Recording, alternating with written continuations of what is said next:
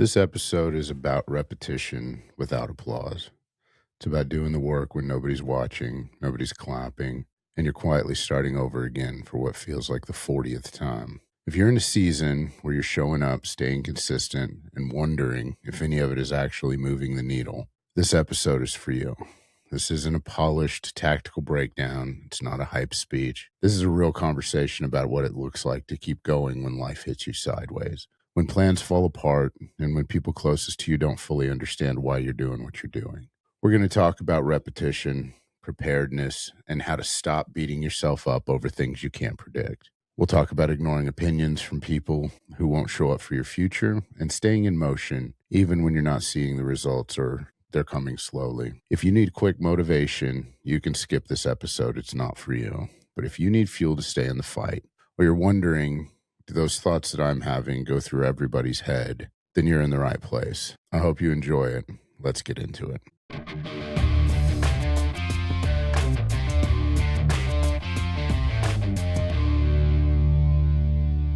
Hello, good morning, and welcome to Old Man Energy. I'm your host, Flint Anderson. If you're first time here, hope you enjoy the podcast. And if you are returning, well, then you know what you're in for. So today is February 2nd, Groundhog Day. Used to love this holiday when I was younger. Not a kid, but as an adult. I don't know why. I thought it was such a ridiculously silly holiday that it was fun to like it and be super excited about it when nobody else was. So I don't know. Seems like a good day to hit some random events. We are a little bit behind on this episode because of the cold here in North Florida. It's crazy what the cold can do when you're not prepared for it. My body is definitely optimized for warmth. I had some issues with getting warm. I've got some circulatory issues. I don't know, but I know that my hands and feet have never been so cold in my life, and it's just been a fight trying to get that going. The well froze in certain areas in the pipes under the ground. That was fun. That's still being dealt with at this point. And heat is not optimal when you don't have cold snaps very often. One of our vendors called this a generational event. I don't know if it's a generational event or not, but that sure makes it sound like more exciting than a week of below freezing temperatures most of the day. The last time we had a 12-hour freeze out here, I can't remember when that was. So this is my first time back in the studio in a couple of weeks. It is still being built, even though you can't tell. Well, you can kind of tell we went with the retro blankets because I don't have any decorations behind me right now. And once I get that done and get the studio actually built, those will go away. But until then, I don't have any heat over here.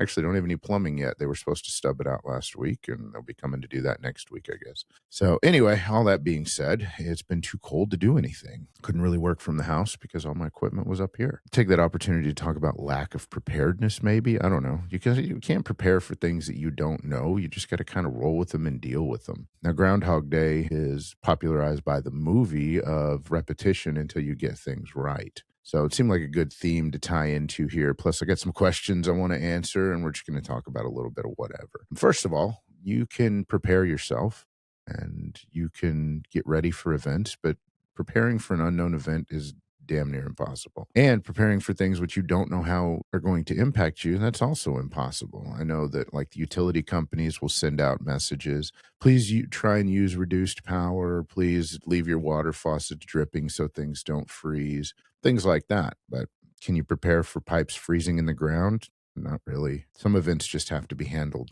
as you move forward. Sometimes you handle them better than others, but sitting back and just giving up on them, not so much a solution. We try and prepare. This is a good example of just saving in general. A lot of times people won't save money unless they have a goal for what they're saving it for. And then when they hit that goal, they stop saving money, which they already established the skill and the discipline. So it doesn't make sense not to continue saving money. I don't know. Saving for things that you don't know for an emergency fund, a lot of people will call this, that matters. And that makes a bigger difference, but that requires a little bit of extra discipline that a lot of people don't have, just like prepping for this cold in Florida. You know what? A lot of us don't have winter jackets, and some of us that do have winter jackets, well, they're packed. I know ours were. We have them because we've traveled to South Dakota over the last couple of years in April, and it's cold there still. So we have winter jackets. They're just packed. We didn't go pick them up. We didn't get them out of storage, and we didn't go look for them. We just dealt with the hoodies and just wore more layers. It worked to a certain degree, but holy snot, it's been cold. and that cold weather has impacted other things. Cars don't start. Batteries are optimized for warm weather. They don't work so much in the cold. Old batteries that work when it's warm, they don't work in the cold. Can you plan for this stuff? Absolutely. If you're regular and persistent with maintenance on your vehicle, then you probably know if your battery's old or not. But sometimes you don't. And sometimes just the shrinkage of the cold weather creates issues that you don't even know, you can't plan for. It is what it is. We had some issues where our neighbors' cars didn't start. Little jump, they went ahead and started and charged their battery up and went just fine. It was just a matter of the cold. Couldn't optimize for that, really.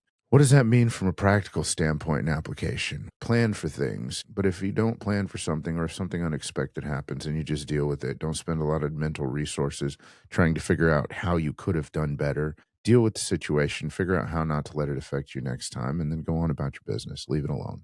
There's no reason to continue to mentally flagellate yourself over things that you can't anticipate. Nobody could have predicted even a month ago that this level of cold weather was going to hit Florida. It's not unusual for the rest of the country. It's not even that cold compared to some other places in the country.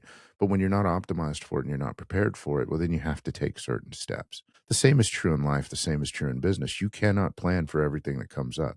You can have emergency contingencies in place, but you need to be disciplined about looking at things and just dealing with things as they come up and not putting things off. So you do everything you possibly can. And once that's done, you just don't worry about it.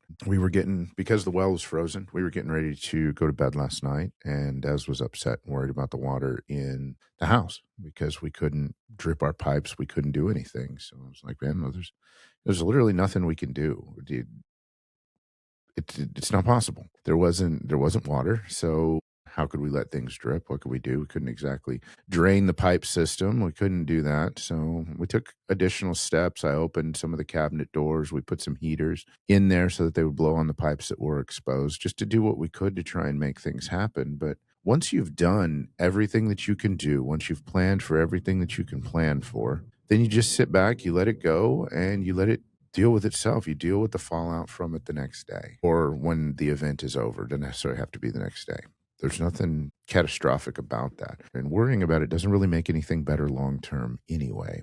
Oh no, this one's going to be kind of all over the place. That's why I titled it Groundhog Day, and we'll randomly talk about whatever. And I don't want to spend too much time talking about that anymore. It's warming up now. We're safe. North Florida survived. I'm sure South Florida's fine too. So all of those of you that were worried about Florida, well, don't be worried about Florida. We'll be back to sunshine, beaches, and swimming again directly. Some of the other things that have come up that haven't really fit into podcast and into my operations that I want to address. The studio being one of them. I put this together in the office space as quickly as I could using resources that I already had because I didn't want to finalize and do the fill out on everything until I do the final build out. But creating content is something I'm going to do anyway. So I needed some place to be able to build and create so that I wasn't just sitting at my dining room table with that terrible camera and recording off of a laptop camera trying to create content out here, because I'm going to create it one way or the other. So I just needed the setup. So as you guys will watch, I don't know if you'll be able to see that unless I do some behind the scenes editing as we do the build out, but which I might put that up there, but you'll just see the new studio come together as we can. Hopefully get my library back in some of these shots too. I desperately miss my books. Another thing that comes up from time to time is the repetition. This doesn't fit in a podcast anywhere really, but my gym post when I work out, sometimes my walking post. Why do I post the same thing? I walk up to the mirror video, then edited with a picture of me. Gotten some hate comments on that. Gotten some people, oh, you're just searching for attention. You're just doing this for recognition. You're thirsty. I don't know, just all the nasty, mean things people tend to say online. That's not why I do it. Granted, I want followers. I want the clicks. I want the attention because I think that my legacy and my message is powerful, and I think it's important, and I think that people need to hear it. But more than that, I think people need to see the consistency, see the struggle, and see what goes on in the background. We have a lot of influencers out there, a lot of fitness folks that are in perfect shape, and they want to sell you their product, and they want to sell you their course and their training program and their personal training and their online coaching, and they want to sell you all these different things, and they're not relatable at all. Maybe they've always been fit. Maybe they've always been in shape. Maybe they haven't. Maybe they are now and they don't remember where they came from. Maybe they documented it really well, but maybe they haven't been struggling up and down. I don't know. Everybody relates to folks differently. I know that for me, just the level of accountability of those pictures and those posts, and I don't struggle to make those posts every time I'm in the gym. It's easy because I let my mind go on autopilot when I'm working out. I focus on working out and lifting, and usually I'll come up with whatever caption goes along with it while I'm lifting and working out. That's why sometimes it matches really well and sometimes it doesn't. But it's real and it's accountable. And just like the movie Groundhog Day, I'm going to do it over and over and over again until I get it right. That may be never. That's okay. I'll keep showing what I'm doing every day. And some of you follow it and some of you like it. The feedback that I have gotten that's been positive has been much more powerful than the negative impact from the other haters and the trolls from time to time. But remember, folks, if you see something that you like, make sure you like it. Make sure you send that creator a positive comment. That may be the only one they get. And I'm not fishing for compliments out here. That's not what I'm doing. But what I'm talking about is if you really enjoy somebody's content and what they're putting out there, then show some interaction with what they're doing. Give them some engagement. It gives them encouragement. And a lot of times, that's all we really need to keep going. Because we don't really talk about how weird it is to sit there and post everything about yourself so that the public can see it. That's just a very weird thing. It's unusual. And it's a part of what we do. And there are some of us that are just drawn to that for some reason. But when you think about it at its brass tacks, at its basic level, it's a very odd thing to do, to sit there and stare at a black circle and just talk. Like I would much rather talk in front of a large group of people. I like that more than I like podcasting, but I enjoy sitting here recording these episodes for you guys and just sharing what happens to be on my mind. And I don't get to do these random ones very often. Apparently they don't track very well and the algorithm doesn't like them and what have you. So I always try and have a theme, and 99% of the time there's something I want to talk about. And I have a big theme coming up, but I had all this little stuff that kept trickling in. And this seemed like a great random way to do it, to sit here and talk about all these different things and these different pieces that didn't exactly fit. Another thing people ask and tend to irritate people is, why do I wear my headphones when I'm recording with no guest in the studio? I don't know why that's a thing. I don't know why I've gotten so many questions about that, but it helps me block out the background ambient noise. And while there's not a lot, we do live at the end of a military runway, and the studio is right around the corner from the house. It blocks out the sounds of the jets landing. Occasionally you'll hear it in the background. And sometimes you may even see me startle. I try and edit those out. But occasionally, one of the jets will come in really, really low. We won't hear it until it comes past, and it'll scare the ever-loving snot out of me. So if you ever look like somebody just stabbed me in the butt and I jump up out of my chair, that's what happened. Because on certain days, the flight path is literally right over the top of the studio. Maybe not the best place for the studio, but well, who cares? So I wear the headphones so that that interference is not there. I can hear myself. I can hear my inflection. I can make sure that I'm loud enough. I don't know. Never even really thought about the way it looked. I know a lot of you are out there audio only, so you don't know what it looks like. Usually not dressed up in any kind of costume or anything. I guess you could call that today I'm in a costume because I'm in my jacket and my beanie because it's still flipping cold in the office. But then my headphones are on over the top of that so that I can hear myself. And we do have planes flying in the background. I don't know if you can catch that or not. The mic does a pretty good job of editing it out. So I don't know why the way that we interact with people creates an issue from people that we will never see, that we will never meet, and we will never know. But if you're a creator who's just starting out, you're an overweight person who is starting their fitness journey and decided to document it and put it out there publicly, don't be discouraged by these people you will never meet. Don't allow people that have no impact on your life and wouldn't show up at your funeral to have any opinion on what you're doing. You know what? This may be the 40th or 50th time you've started this particular journey. And maybe this time it sticks. You know what? If it doesn't, there's nobody stopping you from starting it again. And I don't care if that's recording, if you say you're going to do a podcast, if you say you're going to lose some weight. It gets frustrating for ourselves. We get inside our own head enough that we don't need people outside of us discouraging us because of things that they say or things that they do. We laugh about these things in public. Sometimes they really get inside our head and they hurt. Here's another thing, and this doesn't really fit anywhere. I've touched on it in a couple of other places, and a lot of other creators have touched on this, but some of that discouragement is going to come from people close to you. There is a statement that I love. It says, familiarity breeds contempt. Let that sink in for a minute. Is the people around you are the first people to think that you're full of shit. They're the first people to tear you down. They're the first people to, quote unquote, call you out on your bullshit, which I actually had that said to me about a week ago. And they'll usually lead with statements that make them feel better, like, no offense, or I don't mean to hurt your feelings, or I want to tell you this in love. That was a big one from church people. I want to tell you this in love. Well, if the next thing you're going to do is love me, probably going to know. Well, that statement usually is indicative that I'm about to hurt your feelings. These phrases are designed to tear you down. They're designed to hold you back. They're designed to hurt you, but they're cloaked in verbiage that allows everybody else to feel good about it and say that's not what they really meant. So it automatically allows that pressure relief valve for everything except for the recipient, for everyone except for the recipient. The recipient takes it to heart because it's usually somebody that we care about. When I was younger, growing up, I got told to get my head out of the clouds a lot. There's still a significant portion of my family that thinks I'm insane, and that's okay.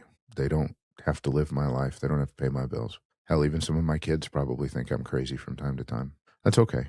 It's not a problem. It doesn't bother me, and you shouldn't let it bother you either. It really shouldn't bother you that people think I'm nuts. I'm talking about people think you're nuts. People think that you're crazy. People think that chasing a dream is insane, and they try and stop you every chance they get. And even in their head, they're doing it, and most of the time they're doing it out of the, quote, goodness of their own heart because they think they're saving you from something. Now, some people, they're just mean.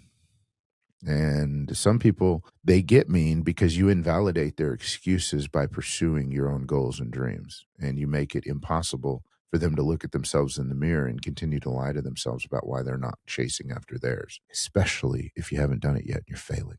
And in everybody else's eyes, it's just not coming together. It's like, why? Why do you persist? Why do you continue to do what you do? That stage there makes everybody around you uncomfortable, except for those people that have been on board the entire time.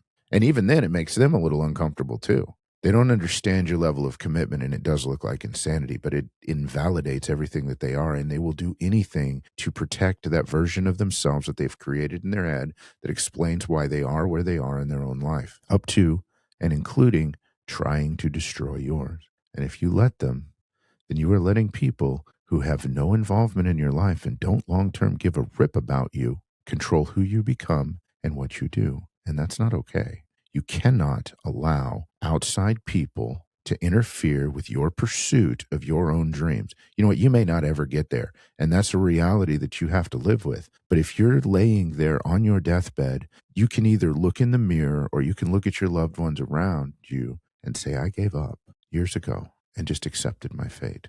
Or you can say, you know what? I didn't get there, but I never quit. I never stopped trying. I never stopped coming up with a way to get there. But the one thing you don't want to do is to look at your loved ones and say, I didn't try because I never got started, because people were making fun of me. They were teasing me. They were calling me insane. They were calling me crazy. They said mean things. You don't want to be that person. All of which has happened to me. That's happened to me most of my life, so I'm kind of used to it at this point. I don't look to other people for their decisions or their opinions on what I do and why I do it. I don't care. There are very few people in this world whose opinion matters to me. You need to develop that as well, because nobody's going to chase your dreams as hard as you will. Nobody's going to accept you for you, except yourself. Now, what happens is those around you, once you make it, and that's different to everybody. And the thing is, the definition of making it is different to everybody around you too. So some people are going to think you made it. Some people are never going to think you made it. Some people are going to think that you got too good for them. Whatever, it doesn't matter. The people around you are going to change. But those people that were there in the beginning, especially the ones that tear you down, they're the first ones to pull out the, oh, well, I knew them. Yeah, I watched them do it. I was there with them on the sidelines the whole time. They're the first ones to pull that. Now, usually by the time that starts happening, you're able to respond with grace, but I don't know. There's a few people out there that don't deserve your grace. The ones that actively try and tear you down, that try and pull you down, they don't deserve your grace. They don't deserve anything from you other than apathy and ignorance. And ignorance, I say ignorance, that's wrong. Apathy and just being ignored. Just let them go. I'm going to repeat this again. Don't allow people that don't have anything to do with your future help you determine it. Don't do it. It's not worth it, and it will never end well for you. It actually won't end well for them either, because they don't give a shit one way or the other. They're going to forget later that ever even happened. They won't remember it because it was so inconsequential to them. And that little phrase that's digging at you that you keep thinking about, half the time they don't remember that they said it in the first place. Keep going even when it looks like you're failing. And I'm not talking about outside anymore. One of the questions I get all the time is, why do you do this? Why do you keep doing this? Why? Are you making any money with that? And that's another one people like, because as soon as I tell them no, then they immediately discount what I'm doing. Oh, well, it's no big deal.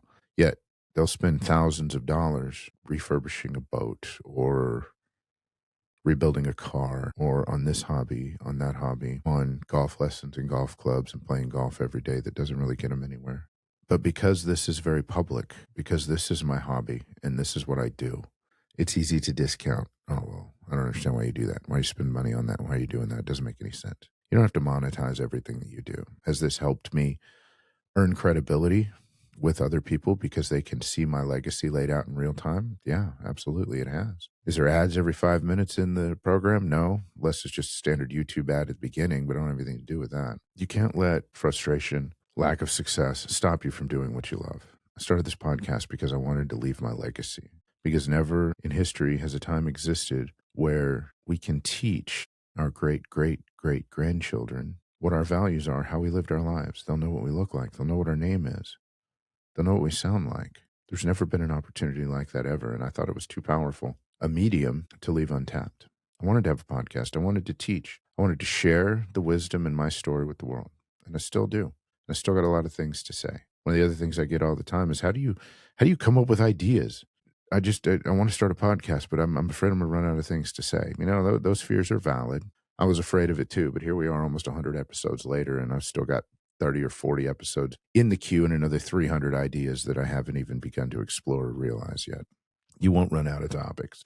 You may have some repetition in there, and some of my themes are pretty repetitive. This is called consistency. This is integrity in belief and execution. If your beliefs change over time, that's normal.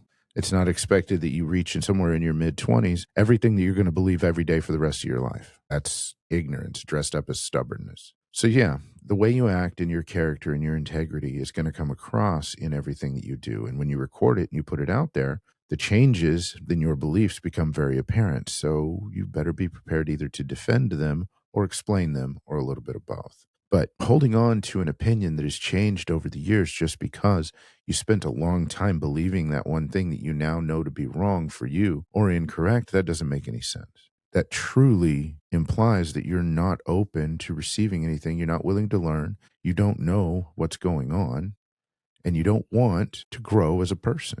That's not okay. On the other hand, if someone does change their belief over time, that doesn't mean they don't have credibility, because what they used to believe is different than what they believe now. And I'm not talking about the people that say one thing now and then 2 weeks from now or 2 years from now, they say something completely different, just in an effort to be pandering to the lowest common denominator or to get something from somebody else. That's not what I'm talking about. What I'm talking about is when you put your beliefs out there and you truly have a change of heart on something because of new information, new circumstances, or new experiences, own it, explain it, and then live it going forward. That's more important than anything else. When I tell you guys at the end of the conversation that I love you and that I believe in you and I wish everybody peace, I'm not being facetious. That's not just a closing statement. I don't believe in ending a conversation without saying I love you to those people that I care about. I don't think it weakens you. I think that there's not enough love in this world. I think that there's not enough expressions of affection. And love has many different meanings. My love for Des is different than my love for my grandkids or my children or my sons compared to my daughters. Those feelings are all different. My love for seeing people succeed and win and start breaking out and chase after their dreams is different. My love for my friends that are guys, my love for my friends that are girls, they're all different. But it doesn't mean that they don't occupy that same space in my heart, and that we need as humans to hear that somebody else out there is rooting for us, that somebody has love in their heart for us. We have one word for love in English. In every other language that I've studied, and there's been several, there are many different forms of the word for love to explain the different types of love out there. We don't have that. So when I tell you I love each and every one of you, I do. I have a space in my heart where I care for you. Even those people out there that I make angry. You know what? If you've given me enough mental space and mental energy to evoke an emotion, well, I love the fact that you're listening to me and that you're ingesting what I said and have enough energy to disagree with it that vehemently. I love that. I don't wish any ill on you. Of course, you're going to disagree with me. There's a ton of people out there that I disagree with too. That's okay. Doesn't make me like you any less. When I tell you that I believe in you, I believe in every person out there that's listening. I believe that everybody that wants to can actually achieve what's in their heart. I believe that they can start. I believe that they can move forward. And I believe that all they have to do is try one thing and then another and another until they actually start doing it. Heard recently that trying is only halfway effort, that you actually have to engage and do it. And while that's true, you can live at the perpetual beginning of something and just by trying this and trying that before you fully engage in something. But I think you have to try different things until you realize what you want to do. It doesn't mean you're going to like every piece of it. It just means, okay, well, I tried that and that wasn't for me. It wasn't a fit. It's like I tried to be a cabinet maker and I wasn't terribly great at it. I was much better at fixing things than I was building cabinets from scratch. Wasn't good at that. Can't ever say that I tried to be an artist, but if I were to try to be an artist, I think pretty quickly I'm going to realize that that is not where my talents lie. So I never actually even tried that. But if we don't reach out and do something badly at first, which is what a lot of people conflate with trying, until we get good at it, we don't realize that we can do more than what we're capable of at this point. If you are still here and still listening to this rambling episode, I appreciate it. We're going to call this a bonus episode. You're going to get 2 this week since you didn't get one last week. I hope that you found some value. If you did, like, subscribe, and let's go. Next week's episode theme is going to be stop waiting, lead anyway, and how to draw peace in your life from the fire. I love you guys. Tune in every Thursday, 5 a.m.